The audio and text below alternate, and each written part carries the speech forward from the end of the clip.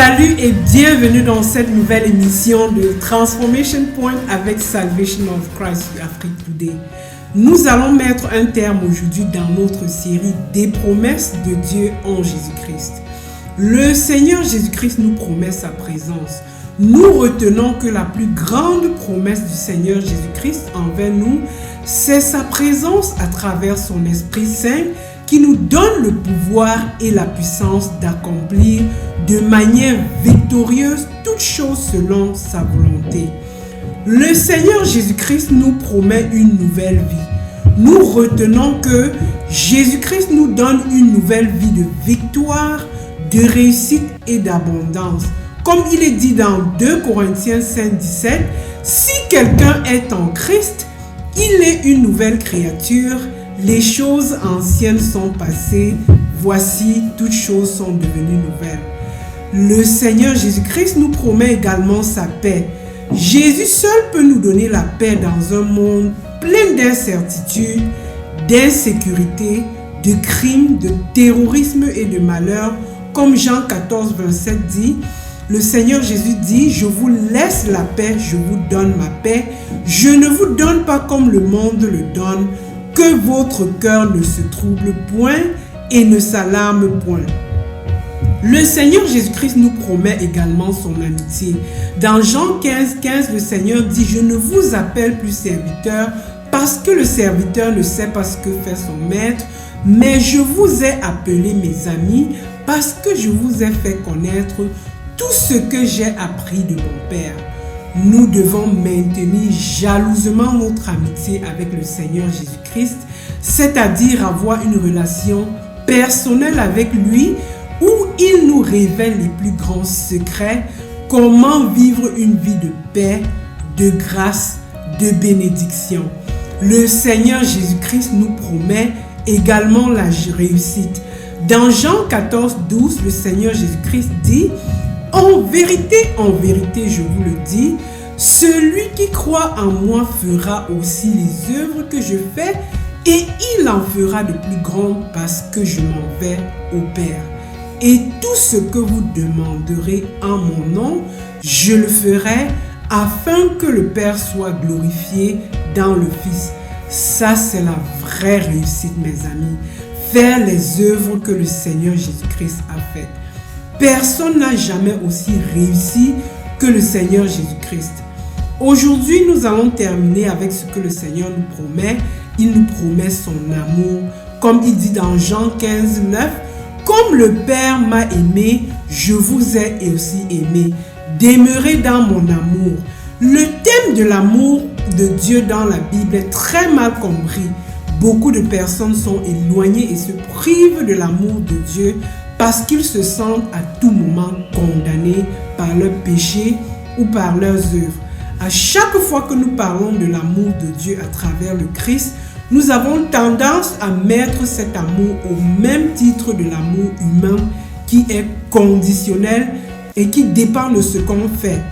L'amour du Seigneur pour nous est inconditionnel et dépend non de nous, mais du sacrifice qu'il a déjà fait pour nous par son amour. Jésus dit dans Jean 15:13, « Il n'y a pas de plus grand amour que de donner sa vie pour ses amis. » L'amour du Seigneur pour nous est un acquis et se définit au passé. Le Seigneur Jésus-Christ nous a déjà aimés. Jésus est amour. Il aime chacun d'entre nous éternellement et exactement comme nous sommes dans l'état de pécheur, comme menteurs, voleurs, criminels, adultères et autres. Son amour ne dépend pas de ce que nous faisons et ne changera jamais, comme Romains 8:38-39 dit, « Car j'ai l'assurance que ni la mort, ni la vie, ni les anges, ni les dominations, ni les choses présentes, ni les choses à venir, ni la hauteur, ni la profondeur, ni aucune créature ne pourra nous séparer de l'amour de Jésus-Christ, manifesté en Jésus-Christ notre Seigneur et Sauveur. » Nous devons être absolument convaincus de cet amour éternel que rien ne peut changer. Sachant ceci, quand il nous arrive de chuter dans notre marche avec le Seigneur, la conviction de son amour nous relève et nous remet sur la voie droite avec lui. Dieu demeure fidèle dans son amour pour nous, comme Timothée 2:13 dit, si nous sommes infidèles, il demeure fidèle, car il ne peut se régner lui-même. Voici la nuance bien-aimée et la différence. Jésus-Christ nous aime déjà tel que nous sommes, mais pour être transformés, nous avons besoin d'accepter cet amour. Rappelons-nous que Jésus-Christ aime tout le monde entier sans exception, et c'est pour cela qu'il est mort, comme Jean 3:16 dit, car Dieu a tant aimé le monde qu'il a donné son Fils unique, afin que quiconque croit en lui ne périsse point, mais qu'il ait la vie éternelle. Puisque Jésus-Christ est mort pour tout le monde entier, pourquoi donc tout le monde entier n'est pas sauvé? Voici la réponse. Tout le monde entier n'accepte pas son amour et par conséquent, seuls qui croient et acceptent cet amour sont sauvés. Qui que nous soyons aujourd'hui, quel que soit notre mauvais passé ou péché passé, ne nous privons pas de l'amour du Christ. Jésus-Christ a lavé nos péchés et nous rend plus blancs que la neige. Comme Colossiens 2:14 dit, il a effacé l'acte dont les ordonnances nous condamnaient et qui subsistait contre nous, et il a détruit en le clouant à la croix. Alléluia. Prie avec moi.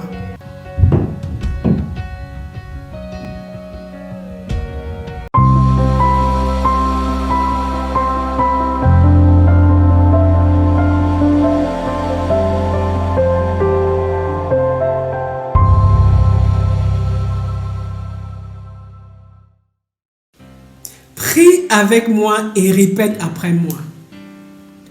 Père éternel, je ne vais jamais cesser de te remercier pour ton grand amour pour moi.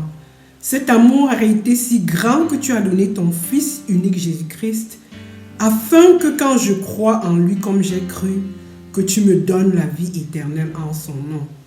Donne-moi de saisir la signification profonde de cet amour, afin de me laisser profondément transformer par le renouvellement de mon intelligence, afin que je puisse accomplir ta volonté dans ma vie. Toi qui m'as créé, ô Dieu, dans ta bonté infinie, restaure-moi, Seigneur.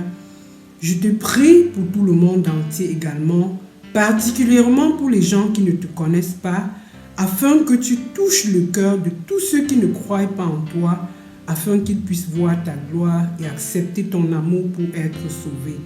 Que ton nom soit à tout jamais glorifié, exalté, célébré, adoré, maintenant et à jamais, au nom de Jésus-Christ, notre Seigneur et Sauveur. Amen.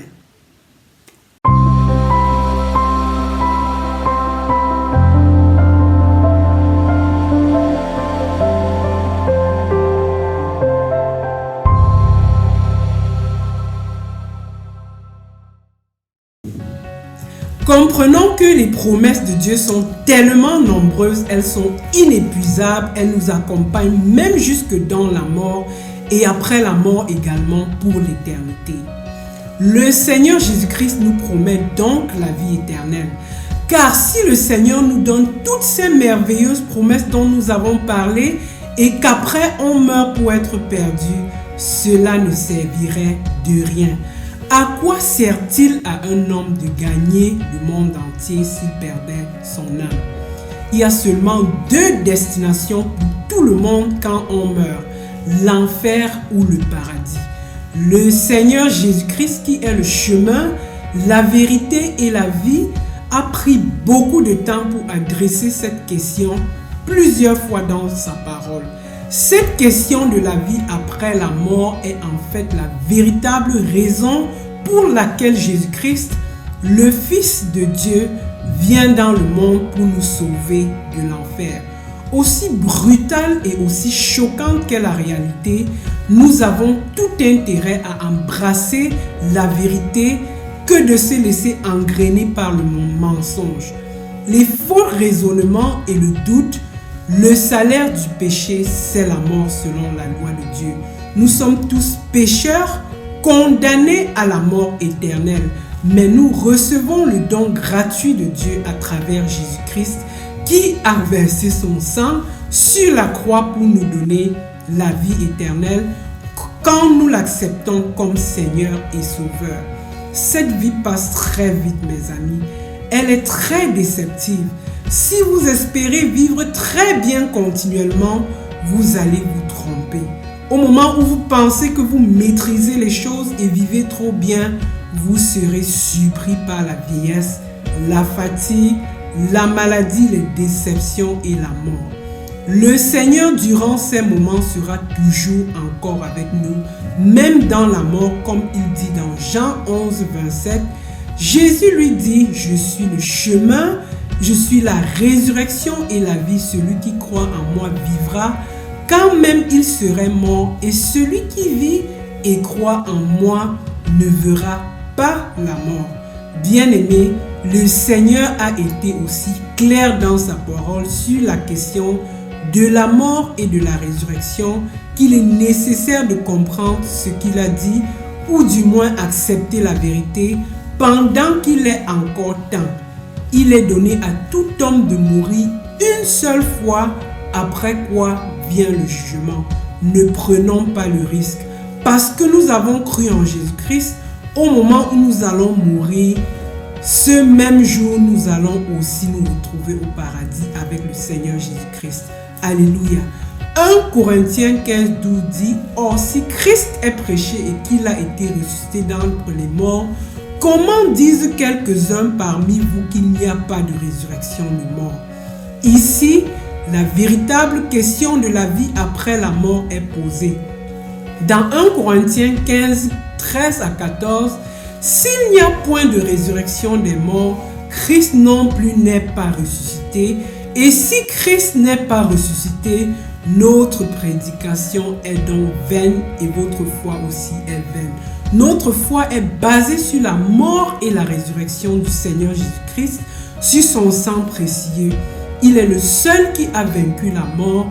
Bien-aimés, même questions et discussions auxquelles nous sommes confrontés aujourd'hui ont été anticipées et répondues dans la parole de Dieu.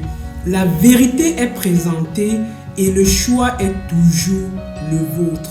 Notre responsabilité, comme 1 Corinthiens 15, 19, 20 dit, « Si c'est dans cette vie seulement que nous espérons en Christ, nous sommes les plus malheureux de tous les hommes. Mais maintenant, Christ est ressuscité des morts. Il est les prémices de ceux qui sont morts. Nous vivons en pleine espérance, sachant que la fin de cette vie sera le début de notre vie éternelle avec notre Seigneur et Sauveur Jésus-Christ. À lui seul soit la gloire éternellement. » Prions Dieu.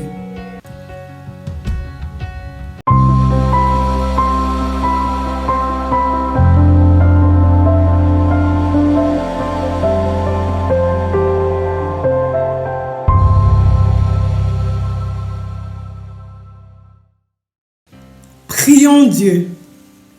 Merci Seigneur pour tes multitudes de promesses, surtout la promesse de la vie éternelle que tu donnes à ceux qui ont cru en toi. C'est une des plus merveilleuses promesses pour l'humanité. Tu ne désires pas la mort du pécheur, Seigneur, mais tu donnes la vie éternelle en Jésus-Christ à tous ceux qui croient en toi, à tous ceux qui se répandent.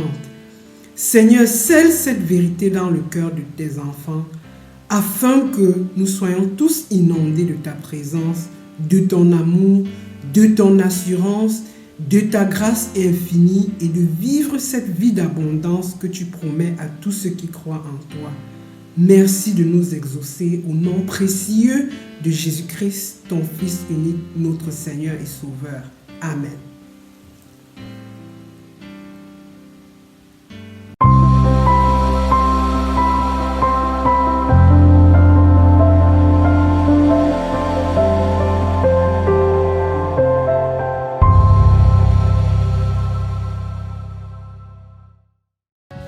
Nous voici donc à la fin de Transformation Point avec Salvation of Christ Afrique Today. Accrochez-vous aux promesses du Seigneur. Saisissez-les. Elles transformeront vos vies, jusque dans la vie éternelle, qui est l'une des plus belles et grandes promesses que Dieu nous donne. Ouvrez vos mains maintenant pour recevoir la bénédiction du Seigneur. Que l'Éternel vous bénisse et qu'il vous garde. Que l'Éternel fasse luire sa face sur vous et qu'il vous accorde sa grâce. Que l'Éternel tourne sa face vers vous. Que le Dieu de paix vous sanctifie lui-même tout entier et que tout votre être, l'esprit, l'âme et le corps soient conservés irrépréhensibles lors de l'avènement de notre Seigneur Jésus-Christ. Allez dans son amour, allez dans sa force, allez dans son assurance et passez une agréable semaine et à dimanche prochain dans une nouvelle émission de Transformation Point avec Salvation of Christ sur Afrique Today. Merci.